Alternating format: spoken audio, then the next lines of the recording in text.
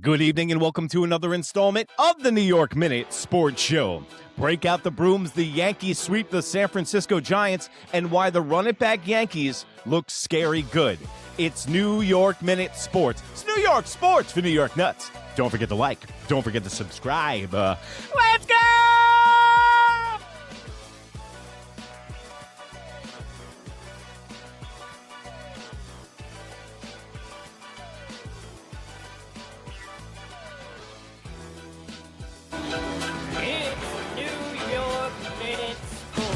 Well, there you have it, folks. Welcome to another installment of the New York Minute Sports Show. Don't forget to like. Don't forget to subscribe.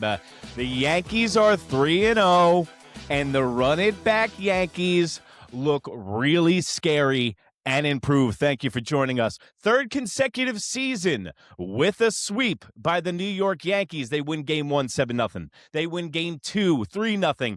And tonight, in the third game for the sweep, they win 3-1 in San Francisco, and the Giants were shut out in the first two games for the first time in their 144-year franchise history. They went scoreless for the first 20 innings of the season, tying their franchise record from 1908 before scoring a run in the third game in the inning. Only 4 combined hits in the first two games, one of the lowest totals for any Major League Baseball team through the first two games in the modern day history of Major League Baseball. Then you got the Yankees pitching dominance, back-to-back shutouts to open up the season. First time in Yankees franchise history. Max Fried dealing, Cam Schlittler dealing. But let's deal with tonight. Tonight they win 3-1, but I got to admit, if we're splitting hairs here, I like the version of the Yankees we saw in Game 1, not because they scored more runs, but in the manner in which they scored the runs. Hit and run, move runners over, small ball. They won 7-0 without any home runs. And yes, this team's going to be dominated by Aaron Judge and big Giancarlo Stanton when he's healthy. And the Yankees kind of fell back and relied on the home run ball. Aaron Judge is starting to get red hot. Like I've said to you before, you can always tell Aaron Judge is coming out of a slump when he starts ripping singles down the third baseline, and then he starts to elevate. And I just watched Aaron Judge crush a fastball into an ambulance. Have you ever seen a player send a baseball to the hospital? That was a first. So the Yankees were setting history all over the place. And I got to admit, one of the biggest stories during this series was history in itself. The first college baseball manager to coach the San Francisco Giants, a professional team. He came from the University of Tennessee, the Volunteers, and it seems like he's in a little over his head. And did that affect the performance of the San Francisco Giants this weekend? Let's go to the videotape, and you might see what I'm saying.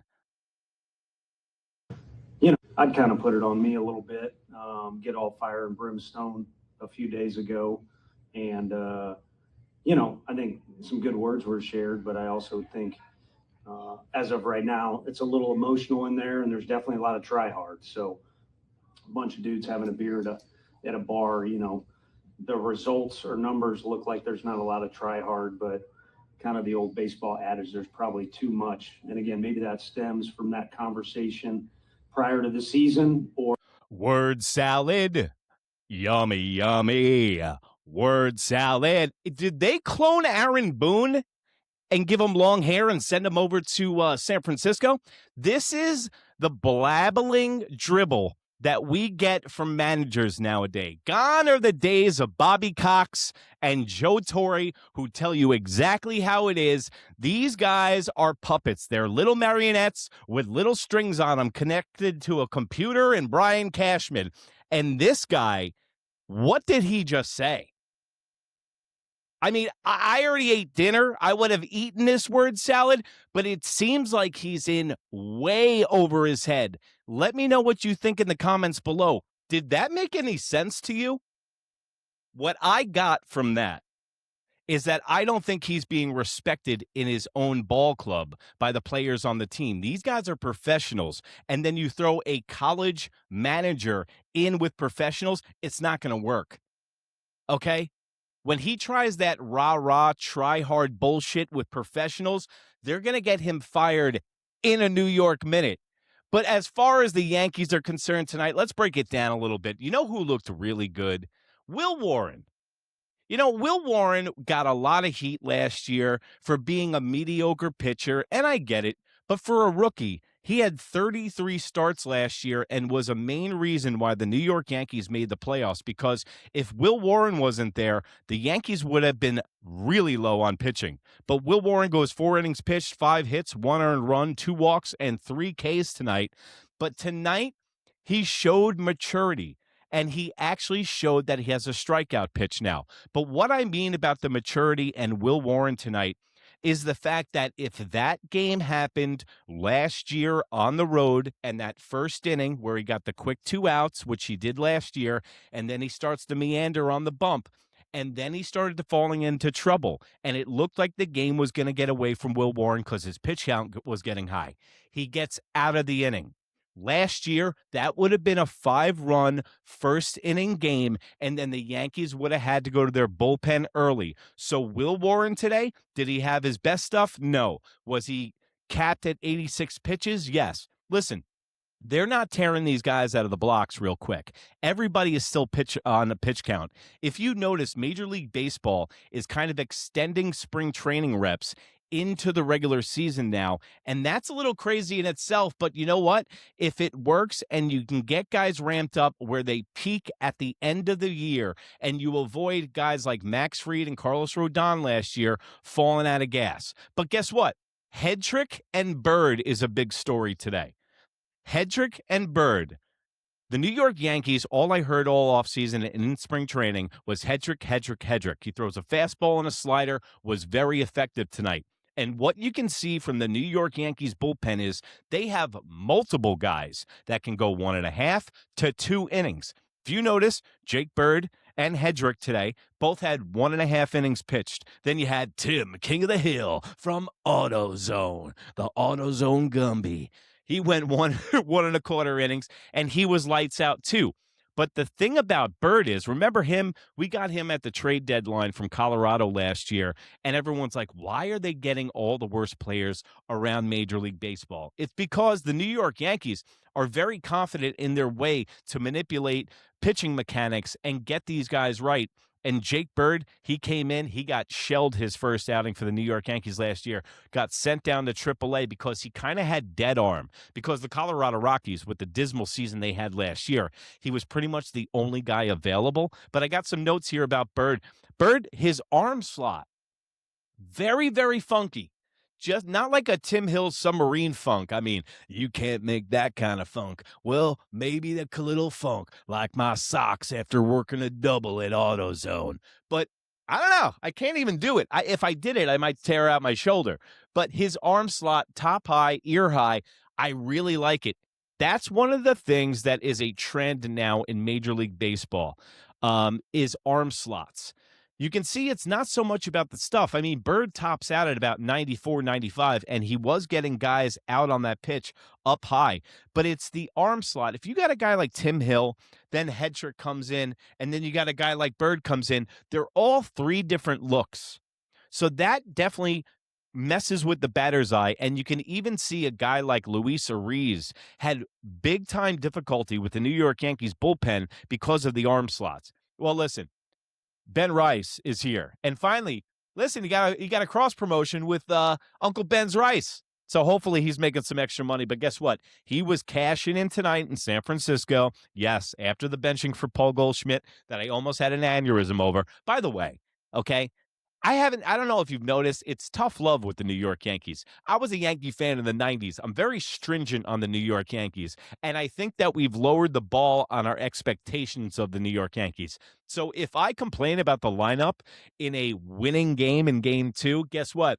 I don't like the lineup construction, and you're going to hear it right here on New York Minute Sports. That's NEWYRKMIN, anywhere in that smoke wagon you call the information superhighway. You can find this face, lucky you. But Ben Rice cooking tonight. You know what? He's got to be used to it from last year, being able to sit out, get in, and produce right off the bat. Ben Rice's defense at first base has been immaculate. His footwork has been excellent. That's what you should be most excited about because guess what? Ben Rice is going to mash. We know that. Also, you got to take into consideration if this game is played in Yankee Stadium, everyone's got home runs on the field. Also, it's kind of weird. If you think about it, last year in the opening series, I was in the building for all 3 games against the Brewers. The Yankees broke the record with the most runs in the first 3 games of the regular season. Now they're breaking records with their pitching, and that's what the New York Yankees are going to rely on.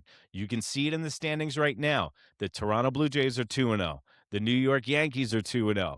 And the Boston Red Sox are 1-1. But guess what? Their pitching looks stifling. With Garrett Crochet and their bullpen, they have a bunch of change-level guys with funky stuff coming out of the bullpen. And like I said, it's going to be a dogfight all year long for the AL East. Tomorrow, I'm going to have a wrap-up show because I'm going to try to give you an AL East show once a week just to cap it off, just so we can talk all 3 teams, Red Sox, Blue Jays, and Yankees. Don't forget to hit your notification buttons for that. Judge is heating up, already hit on that. Austin Wells is killing it on the challenges. 3 for 3 tonight, and I think that's the way that they should run that. They should run all challenges through the catcher. Don't do it for the pitcher because, listen, the pitcher is usually throwing, falling off the mound. They're very confident in their stuff. And when you're in the heat of the moment, you think absolutely everything is going to be a strike. And that's not the case. It should be up to the catcher. And it looks like Austin Wells is going to be very good at this. He was 3 for 3 tonight. And you're going to see another stat pop up in baseball now, and it's pretty cool. It's the challenge. And catchers, that's going to be added to their arsenal and, to their resume, for lack of a better term. You know how like framing pitches is a big thing for catchers? Now it's going to be challenges for ABS, and that's going to make your salary go up, Austin Wells. You know what, man? Austin Wells didn't have such a great bat this weekend and stuff, but he just does so much stuff that we don't even realize behind the plate. He gets the shit beat out of him. He calls a great game. Look at the defensive pitching performances that we've had on this team in the last 3 games. Defense was a little shaky. We still need to work that out. That ground ball today between Caballero and McMahon, we got to work on the communication between the third base and shortstop. But you know what? That will come with more reps. Jazz and Caballero look really, really comfortable next to each other. Giancarlo Stanton's doing Giancarlo Stanton things. I still can't get over looking at his stats from last year. 77 games, 24 home runs, and 77 RBIs. If Giancarlo Stanton can stay healthy, this boy could hit 50 bombs a year. Michael Stanton, Giancarlo Stanton, any guy named Stanton that plays for the Yankees could hit 50 if he's healthy. But guess what? As a Yankee fan, you got to feel good about this one. Bednar gets out of trouble. Bednar's new nickname is Houdini, bro. This guy puts on a straitjacket with chains around him, puts himself in water, puts 2 men on with no outs, and he's like, all right, now I can start pitching. Bednar's got ice running through his veins. New York doesn't affect him. The big spot doesn't affect him. And tonight, he gets in trouble, was doing the same thing in the World Baseball Classic, did the same thing at the end of the year last year. And now I am starting to feel very comfortable with Bednar. Already gets his 2nd save of the year. And that is a great series for the New York Yankees. And you know what? The haters will say, oh, you played the San Francisco Giants. Okay. Yeah, you're supposed to win the games in front of you, and we can't help who we play. So we had the Netflix, opening day, opening night. Next, the New York Yankees on Monday night. Ryan Weathers will go against the Seattle Mariners. I'm pumped for this series. This is a huge series in the beginning of the year. The Mariners are favored by Vegas more so than the Yankees to go to the World Series and represent the American League. They've got pitching. Another tough place to play in, Seattle Mariners, Safeco, or my ball bag stadium, or whatever they call it nowadays, or whoever they sold the rights to, like Dodger Stadium, Timu Field at Dodger Stadium. I can't with that shit.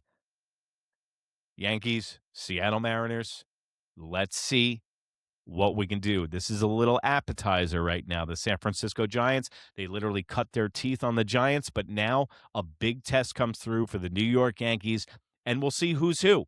Trent Grisham doing okay, doing Trent Grisham things, getting on base. That's all we need Trent Grisham to do, is get on base, and the New York Yankees will be fine. But guess what?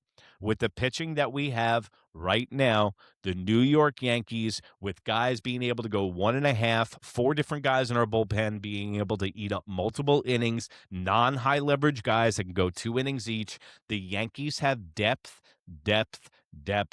everywhere. Everywhere. And you got to give props to Brian Cashman. He has loaded up the New York Yankees with talent, and if you saw the Toronto Blue Jays games against the Oakland A's, which were great games to watch, by the way, Toronto Blue Jays just had 2 walk-off wins in the last 2 games. They look dangerous. The crowds are still pumped up from last year. And like my boy Jeff says in the comments right here on New York Minute Sports, they are not getting the respect they deserve. But I will be covering that tomorrow. After all the games, I want to wait till the Red Sox, the Blue Jays, and the Yankees, they're all played 3 games. I'm going to do an AL East wrap-up for you right here tomorrow. For my lovely Blue Jays fans, I love you guys. Thank you always for the support. Thank you, Boston fans, too. Just don't tell my large group of friends I go to opening day with, all right? And thank you, of course, my dear Yankee fans, the Oriole fans and Tampa Bay fans. I don't know if they exist. But if you are an Orioles fan and you watch my show and you're a Tampa fan, thank you so much for watching, guys. I really appreciate you going on this ride for me. I'm going to be here after every single Yankee game doing a post-game show and doing a game during the day. So don't forget to hit your notifications. Don't forget to like. Don't forget to subscribe. I got merchandise coming out this week. We had a little problem with the website, but merchandise, the New York Nuts line is going to be coming out, folks. So don't forget to keep your eye on it. And remember, if you can't be good, be bad, baby. Good night, Canada. Bye.